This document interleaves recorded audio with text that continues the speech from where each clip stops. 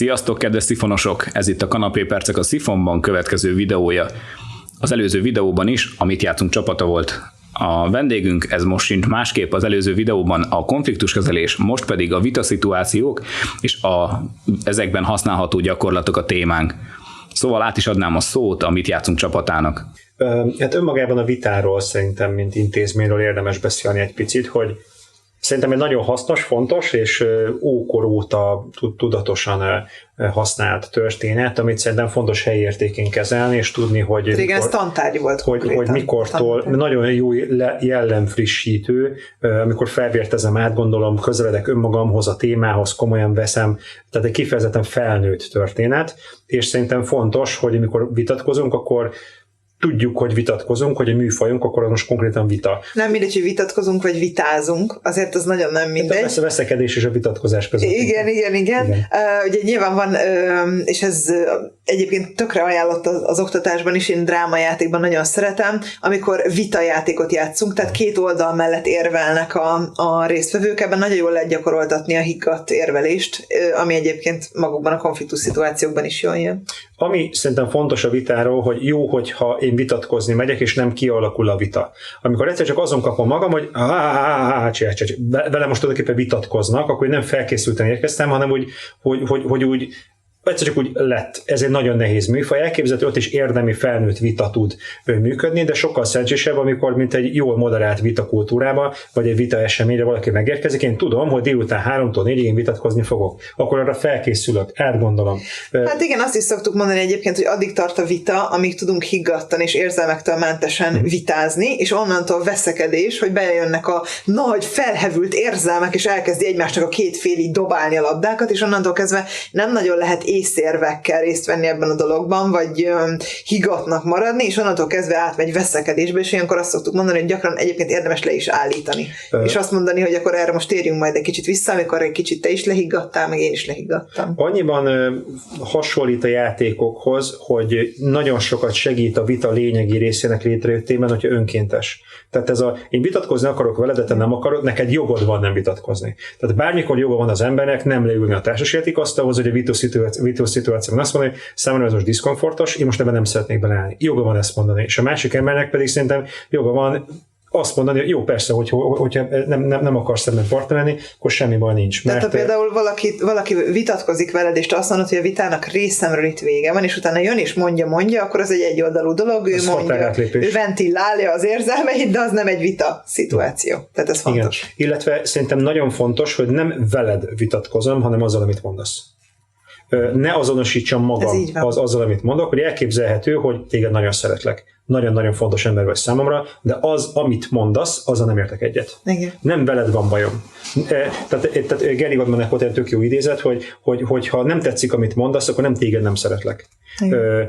Nagyon sok ilyen hétköznapi vitánk van Rékával, amikor nem őt minősítem, vagy egyáltalán megpróbálom a minősítést kerülni, hanem nekem az nem tetszik, vagy azzal kapcsolatban van felszólalásom, amit Réka csinál, nem vele.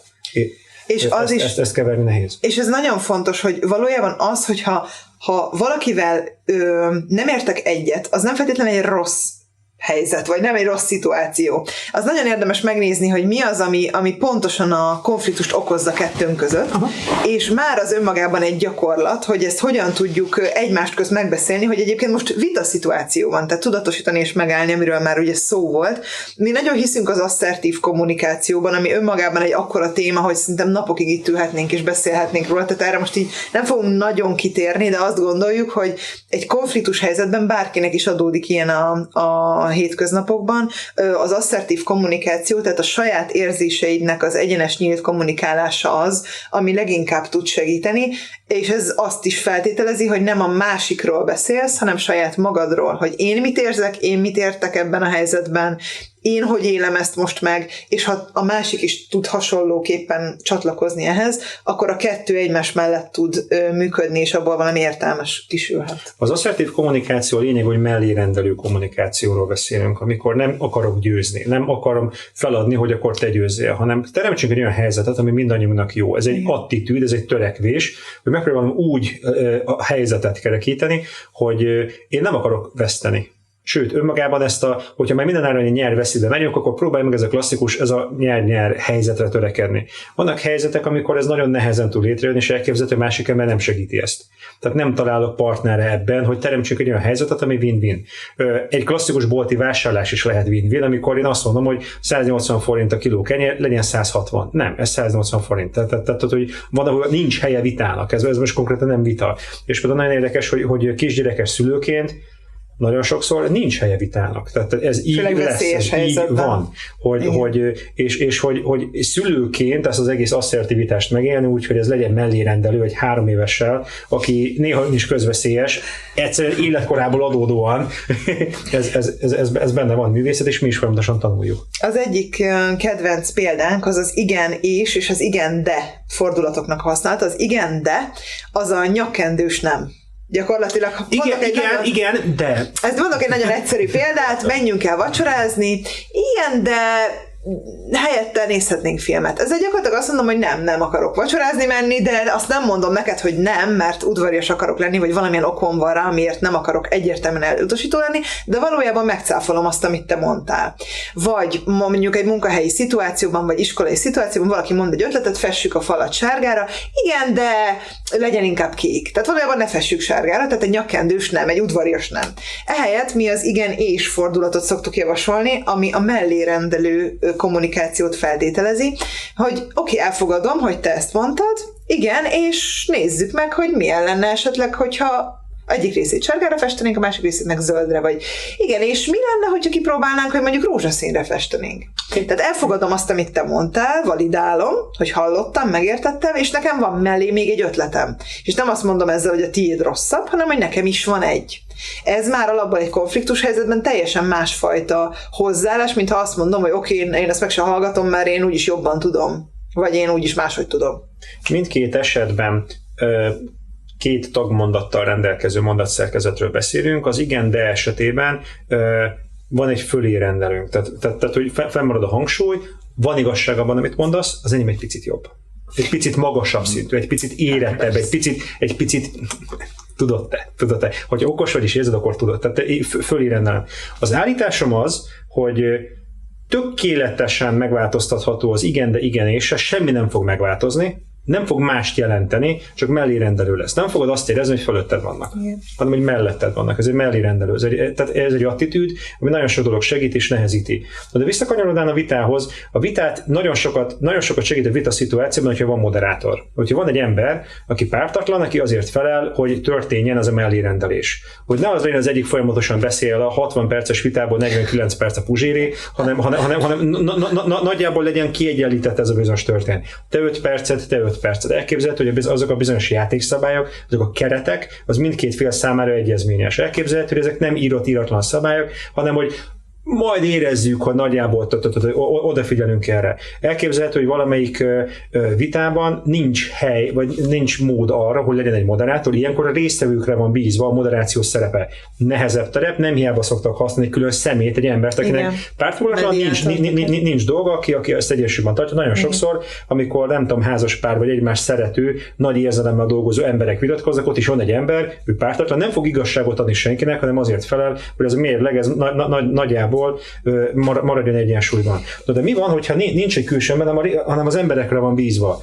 Nagyon-nagyon sok dolog tudja segíteni, és nehezíti ezt a folyamatot. Mondok erre egy nagyon általam szeretett gyakorlatot. Ez is egy ilyen színészi drámás gyakorlat, de a pszichológiában is alkalmazzák, amikor kivetítünk egy személyt. Ez lehet akár egy plüssállat, lehet egy, mondjuk vegyük azt, egy mikrofon, de lehet egy plüssállat, vagy egy üveg is.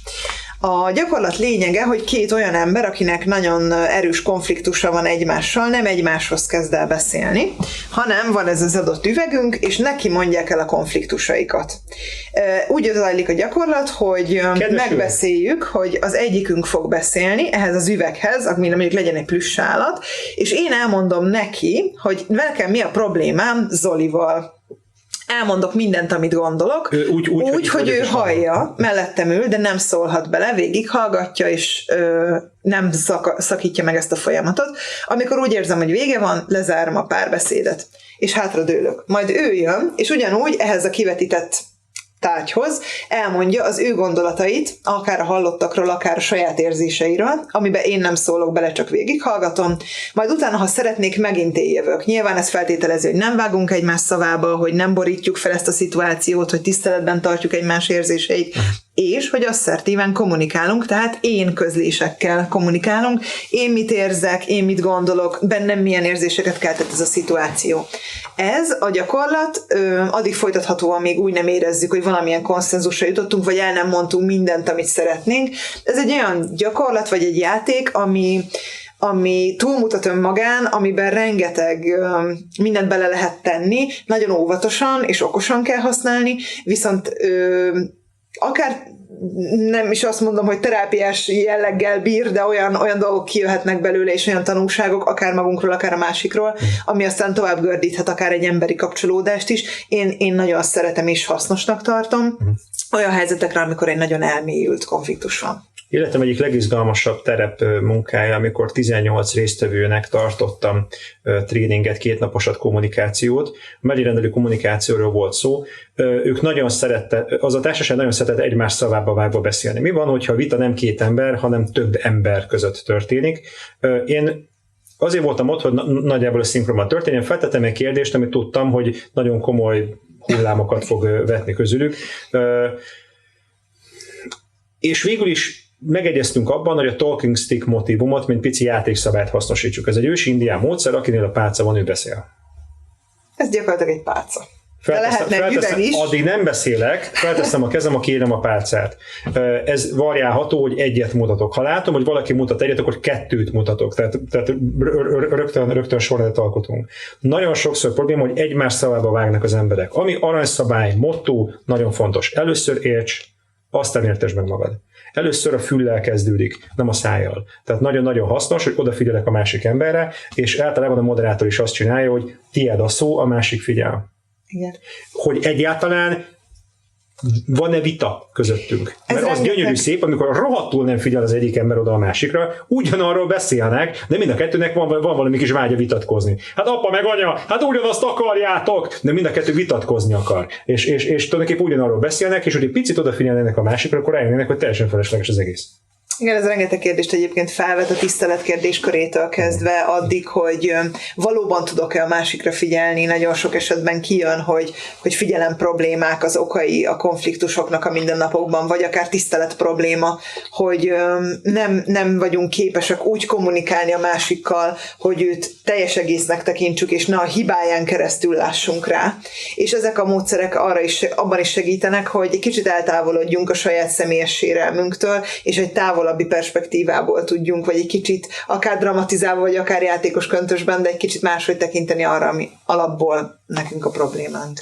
Általában visszatérve az asszertivitás, a vitakultúrában nagyon szépen kijön, hogy összesen 4 féle ilyen vitapartnert különböztetünk meg. Van az agresszív vitapartner, aki győzni akar. Én akkor vagyok elégedett a vitával, hogyha én nyerek. A nyerésemnek egyetlen feltétele van, de kell egy vesztes. Tehát az én nyerésem az akkor jön létre, hogyha a másik embert lesikerül győznöm. Ez nehéz. Ő nagyon nehéz egy olyan emberrel vitatkozni, aki győzni akar. Tehát aki győztest akar hirdetni, tehát akkor neked volt igazad, K.O. emeljék fel a kezét, és kiütötte a másikat. És akkor vannak a vitakerülő emberek, ő a passzív ember, aki Jézusom vita, és menekül, és tudod, legyen neked igazad, legyen úgy, ahogy te akarod. Nagyon nehéz ilyen emberrel vitatkozni, mert végső soron én se kerültem közelebb ahhoz, amit szeretnék, és neki nem tudom, hogy mi a jó, hogy tudnánk haladni. A harmadik a kedvencem a passzív-agresszív típus, aki azt érzi, hogy ő veszít, és elkezdi torpedózni a másikat. Akkor másnak se legyen jó. Tehát, hogy jó, oké, hát akkor menjünk moziba, költsük csak a pénzt mozira, jó lesz. A feszültség benne marad. Igen. És sajnos utána még az ott bomlaszt, tehát ez sem egy jó, vagy nem könnyítő szituáció. Hogy alapvetően a másik ember tiszteletben tartás, és a puszta tény, hogy őrület, beszarás, elképesztő dolog, a másik ember máshogy gondolja, mint én. Ez pokoli nehéz ezt feldolgozni. Most egy kisfiam van, nagyon sokat tanulok tőle, és számára traumatikus, amikor valaki nem úgy gondolja, mint ő. És vannak felnőtt emberek, aki traumatizál. Igen. Hát hogy lehet, hogy ő azt nem szereti, pedig finom, Igen. pedig az jó. Egyáltalán a szemléletváltás, vagy a szempontváltás az azért nagyon nehéz kérdés, mert a legtöbb ember azt gondolja, hogy ő tudja, hogy miben van a másik. Miért? Ő nagyjából átlátja, hogy ezt miért mondja a másik, és biztos azért mondta, mert. Tehát feltételezünk bizonyos dolgokat, amik egyáltalán biztos, hogy úgy vannak, sőt, az esetek 90%-ában nem biztos, hogy úgy vannak, vagy kiderül, hogy nem is úgy volt. Mi ezért nagyon szeretjük például a tükrözés technikáját, ami feltételezi azt, hogy egy beszélgetés során összefoglalva elmondjuk, hogy mit értettünk azon, amit a másik mondott. Tehát mondjuk egy ilyen beszélgetés végén azt mondanám, hogy összefoglalom, tehát te azt mondod nekem, hogy szeretnél velem, nem tudom, együtt dolgozni, ezzel és ezzel és ezzel a feltétellel. De van egy problémád, mondjuk az, hogy én sokat beszélek. És itt jön egy fontos pont a gyakorlatban, megadom a másiknak a lehetőséget, hogy kijavítson, hogy igen, ezt jól értetted, viszont azt nem úgy gondoltam. És ez az a pont, ahol nagyon jól ki lehet javítani kommunikációs nehézségeket, mert sokszor feltételezzük, hogy valamit a másik gondolt valahogy, amit én értettem valahogy, átment az én szűrőmön, én eltettem magamnak valahogy, egyáltalán közel nem biztos, hogy úgy gondolta.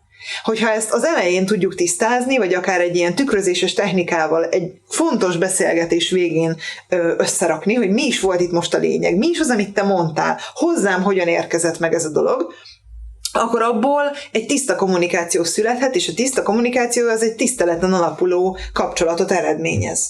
Rögtön kevesebb a konfliktus. Nagyon fontos hozzátenni egy másik játékszabályt. Réka összefoglaltan gyorsan elmondtad a lényeget az elején, egy pici részét kihangsúlyoznám, hogy heves érzelmektől mentes. Igen. A tapasztalatunk az, hogy amint valaki bepipul, vagy elkezd nagyon örülni, tehát ilyen nagy amplitúdóval rendelkező érzelmek hatás alá kerül, onnantól kezdve nem tud figyelni. Igen. Tehát hogy az adott embernek bőven elő lesz a saját érzelme. Ha mocsok, elképesztő módon ideges vagy, akkor a bejövő információ erősen szűrődik. És onnantól kezdve nincs aranyszabályunk, nem tudok érteni, ergo a vita véget ért. Nem tudok a másik ember odafigyelni, az érdemi vita, mint műfaj, hogyha vita is volt, és én becicultam a vita közben, akkor folytathatjuk egy teljesen más műfajjal, elképzelhető veszekedés lesz belőle, elképzelhető, hogy ilyen sűrű csönd, magában hogy vita nem, azt tudni. Tehát a vitának nagyon fontos alapszabály az, hogy nincsenek nagy heves érzelmek. Fontos, ezt magadat is kárd. Nekem is volt mély beszélgetésem Rékával, a beszélgetés egy pontján én elkezdtem nagyon feszült lenni, és jogom van jelezni másiknak, hogy figyelj, nagyon fontos tudnod, én a vita véget ért, ideges lettem. Amivel semmi baj nincs. Ember vagyok, érzek, megélem az érzéseimet. Elképzelhető, hogy holnap után nagyon sokat kamatozom majd abból, amit most a vita közben magamra találtam. Ez abszolút nem, viszont elmondhatom a másik embernek, hogy figyelj, számomra a vita most véget ért, nem azért, mert nem szeretlek, azért, mert most nagyon heves, vagy nagyon megörültem valaminek. A vitának az egyik legfontosabb alapja, hogy figyeljek oda a másikra. Ha erre képtelen vagyok, akkor nincs vita. Szerintem a legtöbb kérdés, amit valaha kaptunk a bloggal kapcsolatban, az volt, hogy mit csináljanak, hogyha valaki a társasjátékozás közben, vagy egy játékos partin felidegesíti magát, és abba hagyja a partit, és így feláll, és megsértődik, és kész, és számára vége a játéknak. Hogy ez gyakran előfordul, hogy ilyenkor mit kell tenni. És hogy az életben is gyakran vannak ilyen szituációk, hogy bármi, akár nem játék közben, munkahelyen vagy iskolában, hogy valaki megsértődik, és kész kivonja magát, és akkor mit tegyünk. És az jutott róla eszembe, hogy nem minden konfliktus, vagy nem minden vita oldható meg. Nyilván mindenki arra törekszik, hogy egy ilyen helyzetben megértse, hogy mi történt. Nyilván abban az emberben előjött egy olyan érzés, megnyomott benne egy gombot, valamilyen történés. Ő valami rosszat él most át, tőlünk akár függetlenül is, ami miatt nem tud tovább benne maradni ebben a szituációban, annyira hevesen átéli ezt most. De nem minden konfliktus oldható fel. Az egy teljesen elfogadható történet, ha azt mondom, hogy oké, érzem, hogy neked valami problémád van, sajnos nem tudtad megfogalmazni, mert nem mindenki képes rá, hogy ezeket kimondja, nem mindenki tud úgy kommunikálni, hogy ez mások számára elfogadható legyen. Oké, elfogadom, én is érzek dolgokat, amiket elmondtam neked, vagy nem, és azt is elfogadom, hogy köztünk ez most nem megoldható. Nem tudom, hogy a későbbiekben hogy lesz, én nyitott vagyok rá, hogy megoldjuk, így és így és így és így, nekem ez így megoldható, vagy így elfogadható ez a szituáció, tudunk-e ezzel tovább menni, vagy nem.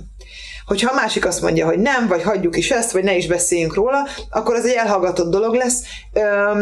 Ezek nem jó helyzetek, nem segítő helyzetek, de van ilyen. És el kell ismerni, hogy vannak olyan szituációk, amiket nem lehet könnyedén feloldani. És nem kell mindig agresszíven arra törekedni, hogy de igen, és beszéljük meg, és beszéljük ki most azonnal, és most ezt oldjuk meg, és miért lettél ideges, mert az egy számonkérő, egy akár passzív-agresszív behajló viselkedés lehet, hogyha valakire így rászállunk, hogy de mondja el, mi a problémája. Ez nagyon sokszor nem segít. Hogy nem szabad összekeverni a vigasztalást, az engem zavar, hogy ideges vagyjal. Igen. Tehát nagyon sokszor én azért akarok megvigasztalni, mert engem rohadtul idegesít, hogy te ideges vagy. Ne legyél már ideges, mert zavarsz! Így hangoskodsz, így csapkodsz, figyelj, old már meg, légy szíves, haladjunk, gyakorlatilag sem, mert vagyunk, mit kell tenni annak érdekében, hogy megnyugodj. És pont fordítva, az egész életünk egy paradox láncolat. Minél inkább szeretném megtartani, engedjem el, tehát hogy pont fordítva van megkötve ez a dolog, hogy mire van szüksége egy ideges embernek? Legkevésbé egy másikra. Megfordítom, mire nincs szüksége, nyugi. Az borzasztó, és amire végképp nincs szükség, egy másik ideges ember. Hogyha a másik ember, aki mellettem van ideges, és az engem idegesít, szívem joga, ez egy emberi érzés, akkor legalább nem maradjak ott, akkor menjek el, mert az tuti, hogy egy másik ideges emberre nincsen szüksége. És ott lesz két ideges ember. Idegeskedés közben nagyon sokszor mondok olyan dolgot, ami meggondolatlan, átgondolatlan, nyers, félkész. Nem szerencsés ideges emberre maradnod, hogyha úgy érzed, hogy rád hatással van ez. Tehát egy csomószor feszült vagyok valami miatt, a rékán érzem, hogy feszült, én nem fogok mesélni, hogy inkább menjen el. Mindannyian jobban járunk, hogyha azt látom a másik embert, hogy ő is becicol, akkor maradni itt, hogyha nyugodt tud maradni. Mert összességében a tapasztalataim alapján egy másik nyugodt emberre van szüksége. Nem megoldásokra, nem tanácsokra, nem figyelj, mondom, hogy mit kéne csinálnod. Majd én megmondom. Hát meg tudom oldani, nem érted? Tehát tulajdonképpen kivettem a kezéből a dolgot, és megcsinálom helyette. Attól ő még nem lesz nyugodtabb, hogy megcsinálta valaki más helyette. Én nem tudom megcsinálni, hallod, ez rohadt, nem olyan nagy dolog az, figyelj, az borzasztó egyszerű, az borzasztó. Igen. Nem leszek jobban bejebb, hogyha annyit mondok, hogy az valóban szar. Hát az igen, nehéz, ez már empátia kérdése is. Az kemény. Számomra a vitarendezésnek nagyon fontos szerepe, illetve része az, hogy megengedem magamnak, hogy érezzek dolgokat. Megengedem magamnak, hogy most azt érezzem, hogy ebben a szituációban nekem kellemetlen benne maradnom, vagy úgy érzem, hogy mi nem tudunk egymással kiegyezni, vagy azt érzem, hogy erről még szeretnék beszélni, és bármit is érzek, teljesen mindegy, mi az az érzés, az valid, az elfogadható az érzés, és megengedhetem magamnak. Illetve a másik része, ami nagyon fontos, az a bocsánatkérésnek a szerepe, ami hát társadalmi szinten egy probléma, hogy az emberek többsége nem tud, nem akar, nem is ismeri a helyes módját, nem is foglalkozik azzal, hogy hogyan forduljunk a másikhoz, érzi, hogy valójában felelőssége lenne a dologban, érzi, hogy bocsánatot kellene kérnie, de gyakorlatilag ezt nem tanítják az iskolában, hogy hogyan kérjünk bocsánatot. Nagyon egyszerűnek tűnhet, nekünk van egy módszerünk erre Zolival, hogy mi hogyan szoktunk bocsánatot kérni. Ezt elmondod, kérlek, mert én is tőled tanultam. Alapvetően 3 lépcsője van, amikor is először is elmondom, hogy miért kérek bocsánatot. Tehát pontosan megfogalmazom, hogy mi a szituáció, és mi az, amiben én a felelősségemet vállalom. Vagy azt érzem, hogy olyan hangnemet használtam, ami sérthető volt, hogy figyelmetlen voltam. Tehát elmondom, hogy konkrétan én mit tettem, amiről azt gyanítom, hogy a másik embernek ez nehéz pillanatokat okozott. Akkor szerintem nagyon fontos önmagában bocsánatot kérni. Nagyon sajnálom. És nagyon jó, hogyha egy jövőbeli ígérettel, egy szándékkal zárul, hogy erre szeretnék odafigyelni. Elmondom, hogy miért, maga a bocsánatkérés, és utána egy szándéknyilatkozatot teszek arról, hogy azt nem ígérhetem meg, hogy soha többet nem fog előfordulni. Ember vagyok. De hogy arra felé próbálok mozdulni, ez a szándékom, hogy ne történjen ez többet meg, szerintem ez egy meglehetősen szép ígéret. Az egész a bizalomépítésen alapul. Számomra az emberi kapcsolatok alapja a bizalom. Legyen az szülő, gyerek, munkatárs, mint veletek. Azért vagyok itt, mert biztonságban érzem magam. Hogy biztonságban érzem magam, hogy el tudom mondani, a technika működik, akkor tudunk érdemben beszélgetni mindenről, hogy ennek az egésznek van értelme. Ez egy bizalmon alapul. Amikor elmegyek valahova vitatkozni valakivel, és azt érzem, hogy engem ott bántanak, akkor ez a bizalom ez gyengül, és legközelebb már nem szívesebben, nem kifejezetten szívesen megyek. És a bocsánatkérés intézmény egy nagy bizalomépítő történet, hatalmas egy befektetés egy emberi kapcsolatban. És szerintem attól nem lesz valaki kevesebb, hogy bocsánatot kér. A vita szituációkban nehéz, hogy két ember között mindig van egy érzelmi bankszámla, amire mindkét fél pakol be különböző dolgokat egy emberi kapcsolatban. Legyen az akár az, hogy a boltoshoz bemegyek és köszönök-e neki, vagy nem, de lehet az édesanyámmal egy hosszan felépülő kapcsolat. Gyakorlatilag mindkét fél rak be ebbe az érzelmi bankszámlába, és vesz is ki belőle. Nyilván, amikor a másiknak pozitív dolgokat teszünk, amikor elnézést kérünk egy hibánkért, amikor tisztán kommunikálunk felé, akkor pozitív dolgokat pakolunk be ebbe a bizalmi, érzelmi bankszámlára, és kiveszünk belőle, amikor megbántjuk a másikat, vagy valami olyat teszünk, ami negatívan hat erre az egészre. És egy vita szituációban mindig megkérdőjeleződik, vagy egy konfliktus helyzetben, hogy is áll ez a kapcsolati, vagy érzelmi, vagy bizalmi bankszámlánk a másik emberrel, és hát ennek az erősítése az maximálisan a másikra való odafigyelés, tisztelet, és igazából az, hogy hogyan kommunikálunk vele, vagy hogyan kérünk bocsánatot, az maximálisan ide tartozik, és ide pakolódik be. Dacára annak, hogy most a vitáról beszélünk, a tanácsom az, hogy a kedvességhez hozzátartozik, hogy ne nagyon vitatkozunk, vagy hogyha vitatkozunk, akkor tudjuk, hogy vitatkozunk, és akkor legyünk nagyon igényes vitatkozók.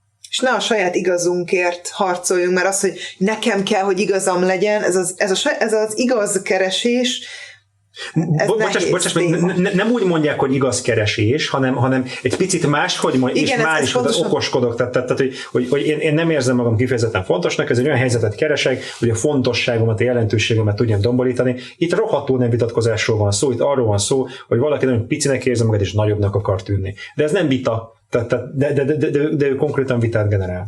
Igen. Igazából a másik tiszteletben tartása bármilyen vita szituációban az alapja annak, hogy meg tudjuk érteni egymást. Milyen szép, amikor egy társasjáték a moderátor, vagy hát a társasjáték szabálya. Az egyik legklasszikusabb kérdés, csak hogy ismét kössek a társasjátékokra, hogy mi a tiebreaker, hogy egyenlőség esetén mi van. Hogy konkrétan van egy fórum, aki megmondja, hogy ebben az esetben ez van. És nincs vita. Mert amikor leülünk társasjátékozni, akkor szerintem nagyon fontos, hogy egyezményesek a szabályok, mindannyian aláírtuk ezt a bizonyos állapot. Ezen belül kár ezen vitatkozni. Igen. Pont azért nagyon finnyás, kényes játék az Uno, amikor várj. Mi a szabály? Tehát most akkor a plusz 4-eset eltünk, plusz 2-est, és erről mehet vitatkozás, hogy mit tekintünk elsőbségnek. Hát mi házon belül úgy szoktuk el, ez egy iratlan szabály, hogy mi így szoktuk, hogy nem illik, hát nagymamát nem támadjuk.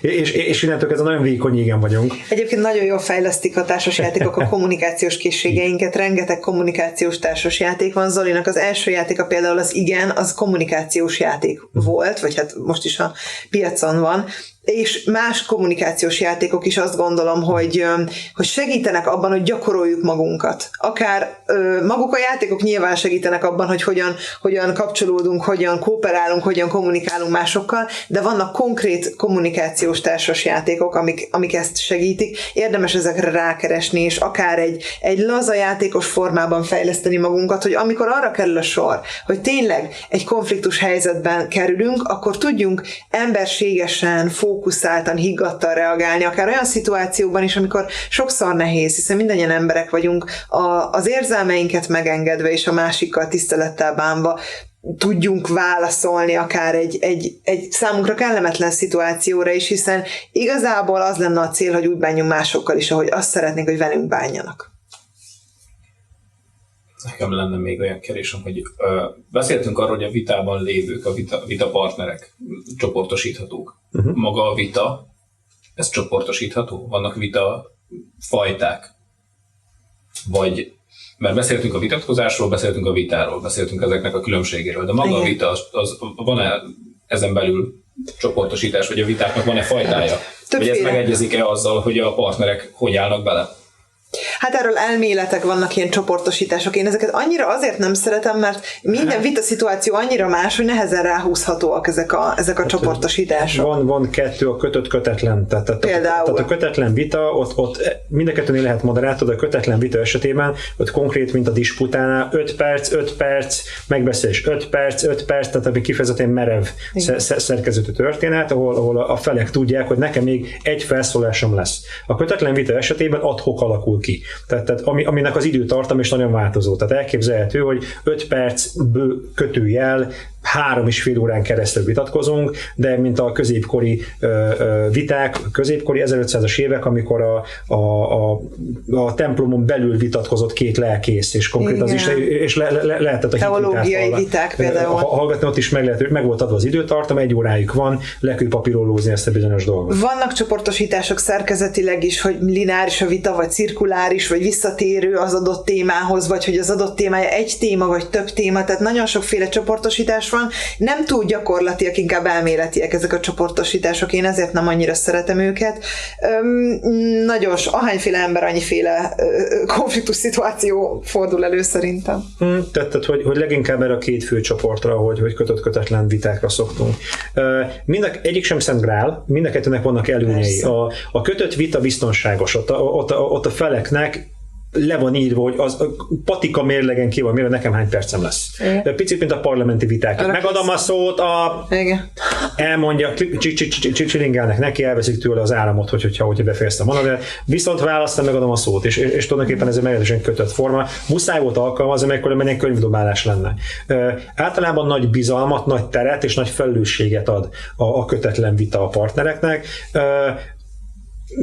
Más fórumokra szokták használni, nagyon sokszor a pereskedésnél, tehát amikor hivatalba megyünk, ott is az tulajdonképpen egy vita.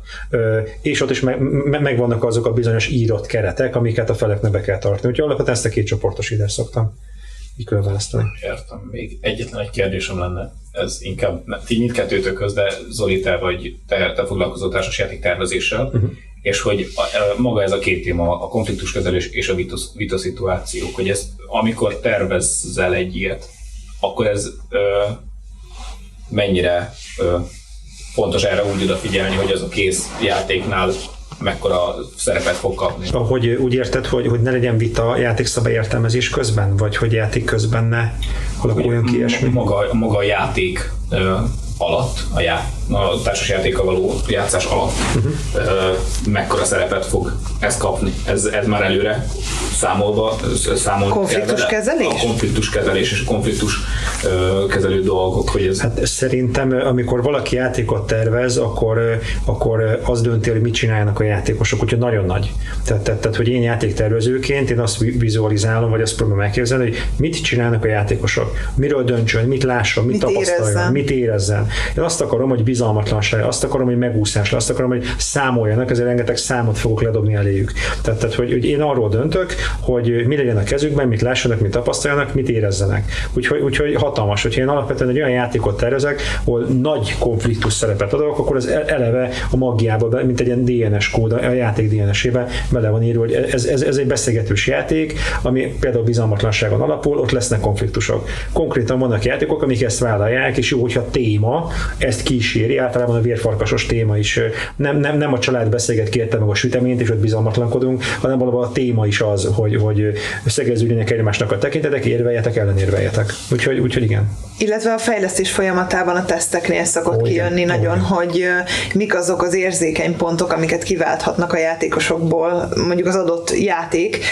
Még kiadás előtt ugye egy hosszú teszt folyamaton megy át, először ismerősökkel, közeli emberekkel, aztán teljesen ismeretlenekkel tesztelik ezeket a játékokat, elég hosszan a kiadó is, meg a tervező is, és ezután finom hangolják úgy, hogy azt a játékélményt adják a társasjátékok, amiket valójában el akarnak érni velük. Nyilván ez a jól letesztelt játékokra igaz. Köszönjük szépen a Mit Játszunk csapatának, hogy ellátogattak hozzánk és vendégek voltak nálunk. Reméljük, hogy a konfliktuskezelés és vitaszituációk kezelése, azaz a általatok választott témában sok ismerettel lettetek gazdagabbak. Ezek voltak a kanapépercek a Szifonban. Sziasztok!